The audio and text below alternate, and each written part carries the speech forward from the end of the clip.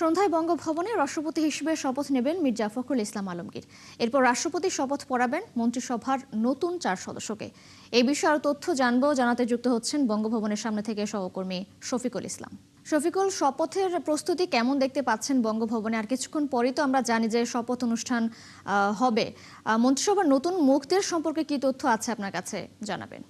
জি মার্জিয়া, যেমনটি বলছিলেন, আজকে এই বঙ্গভবনে একটি ব্যাপক আনুষ্ঠানিকতা আমরা দেখতে পাচ্ছি যে রাষ্ট্রপতি বাংলাদেশের 23তম রাষ্ট্রপতির শপথ অনুষ্ঠান এবং পাশাপাশি যেটি বললেন যে 4 জন মন্ত্রিসভায় নতুন মুখ যুক্ত হতে যাচ্ছে। সব কিছু মিলিয়ে এখানকার যে সবশেষ প্রস্তুতি সেটি কিন্তু এরই মধ্যে আমরা দেখতে পেয়েছি যে সব ধরনের প্রস্তুতি আইন শৃঙ্খলা বাহিনী থেকে শুরু করে পুরো এই বঙ্গভবনের পুরো এলাকা নিরাপত্তার চাদরে ঢেকে ফেলা হয়েছে। এবং রাষ্ট্রপতির শপথটি অনুষ্ঠিত হবে আজ সন্ধ্যা 7:30টায় এই বঙ্গভবনের দরবার হলে, এবং সেই দরবার হলের শপথ বাক্য পাঠ করাবেন বাংলাদেশ জাতীয় সংসদের ভারপ্রাপ্ত স্পিকার যিনি রয়েছেন কায়সার কামাল, তিনি। এবং পুরো এই আনুষ্ঠানিকতার যে আয়োজন, সেই আনুষ্ঠানিকতার আয়োজনে থাকবেন মন্ত্রিপরিষদ সচিব নাসিমুল গুনি।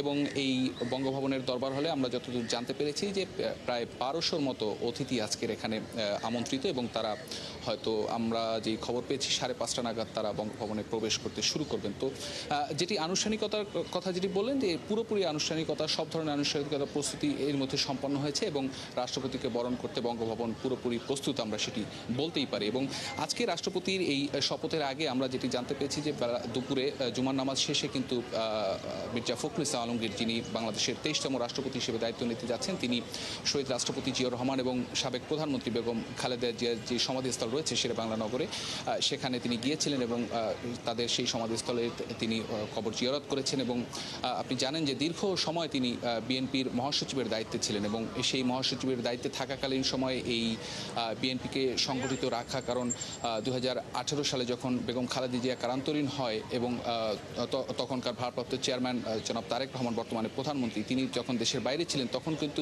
বিএনপির এই ক্রান্তিকালীন সময় তিনি একটি বড় ভূমিকা পালন করেছিলেন। আমার সাথে আমার সহকর্মী হোসাইন রয়েছেন, তিনি দীর্ঘদিন যাবৎ এই পলিটিক্যাল বিট কভার করার সুবাদে তিনি এই মির্জা ফখরুল ইসলাম আলমগীরের বিভিন্ন সংবাদ তিনি কভার করেছেন। আমরা একটু তার মাধ্যমেই জানতে চাই যে একেবারে তৃণমূল থেকে উঠে এসে রাষ্ট্রের সর্বোচ্চ সাংবিধানিক পদে অধিষ্ঠিত হতে যাচ্ছেন মির্জা ফখরুল ইসলাম আলমগীর। আপনার কাছে একটু জানতে চাই যে তার কাছে আসলে মানুষের প্রত্যাশার জায়গাটি কীরকম? আপনি তো দীর্ঘদিন পলিটিক্যাল সংবাদ সংগ্রহ করেন। প্রথমত 35 বছর পর প্রথমবারের মতো সংসদ সদস্যদের সরাসরি ভোটে মির্জা ফখরুল ইসলাম আলমগীর রাষ্ট্রপতি নির্বাচিত হয়েছেন এবং আজকে তিনি শপথ নেবেন। এটি আমাদের বাংলাদেশের রাজনৈতিক ইতিহাসের জন্য একটি গুরুত্বপূর্ণ মাইলফলক হিসেবে দেখছেন। সরকারি দল এবং সরকারের বাইরে যা বিরোধী দল যারা রয়েছেন, প্রত্যেকে মনে করছেন যে আসলে নির্বাচনী ব্যবস্থা এবং দেশের গণতান্ত্রিক ধারাকে অব্যাহত রাখার জন্য তার যে নির্বাচন, সেই নির্বাচনটি আসলে বিশেষ গুরুত্ব বহন করে।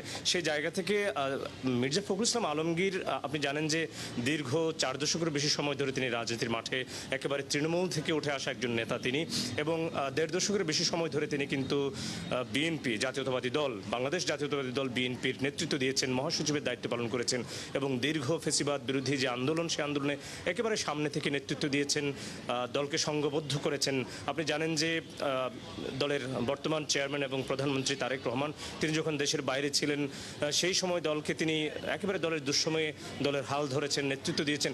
সেই জায়গা থেকে মির্জা ফখরুল ইসলাম আলমগীরের প্রতি সারা দেশের মানুষের একটা ব্যাপক প্রত্যাশা রয়েছে যে সাংবিধানিক সর্বোচ্চ পদে তিনি অধিষ্ঠিত হচ্ছেন, সেই জায়গায় তিনি নির্মোহ এবং নিরপেক্ষভাবে তার দায়িত্ব তিনি পালন করবেন, সেই প্রত্যাশা তার প্রতি রয়েছে। এছাড়া বিভিন্ন সময় দলের যে দেশের যে ক্রান্তিকালীন যে সময় আসে, যে সংকট আসে, সেই সংকটের জায়গা থেকে একজন মহাসচিব, দীর্ঘদিন ধরে তিনি দায়িত্ব পালন করেছেন জাতীয়তাবাদী দলের মতো একটি দলের, সেই জায়গা থেকে সংকটকালীন মুহূর্তে একজন রাজনীতিবিদ, একজন প্রজ্ঞাবান দেশপ্রেমিক রাজনীতিবিদ হিসেবে মহাসচিব বিএনপির মির্জা ফখরুল ইসলাম আলমগীর, তিনি রাষ্ট্রপতির দায়িত্বে সেই সংকটকালীন মুহূর্তে অন্য যে কারো থেকেই তার দায়িত্বটি তিনি যথাযথভাবে এবং ভালোভাবেই পালন করতে পারবেন বলে সবাই প্রত্যাশা রাখছেন। ধন্যবাদ আপনাকে। শুনছিলেন মার্জিয়া, এই দীর্ঘ বর্ণাঢ্য জীবন বিএনপির মহাসচিব থাকাকালীন মির্জা ফখরুল ইসলাম আলমগীর, তিনি আজকের এই শপথ গ্রহণের মধ্য দিয়ে দেশের 23তম রাষ্ট্রপতি নির্বাচিত হচ্ছেন, এবং তার কাছে মানুষের যে প্রত্যাশা, সবাই প্রত্যাশা করছেন, সেই প্রত্যাশার জায়গায় আসলে মির্জা ফখরুল ইসলাম আলমগীর পৌঁছাতে পারবেন। তো এখন যে আনুষ্ঠানিকতা, সেই আনুষ্ঠানিকতা হয়তো অল্প কিছুদিনের মধ্যেই শুরু হবে। আমরা রয়েছি বঙ্গভবনের সামনে, পরবর্তীতে হয়তো এখানকার আপডেট আপনাকে আমরা জানানোর চেষ্টা করব দর্শকদেরকে। শফিকুল, ধন্যবাদ আপনাকে যুক্ত হবার জন্য। আমরা নিশ্চয়ই পরবর্তীতে আবারও যুক্ত হব আপনার সঙ্গে। আপনি খোঁজ খবর রাখতে থাকুন।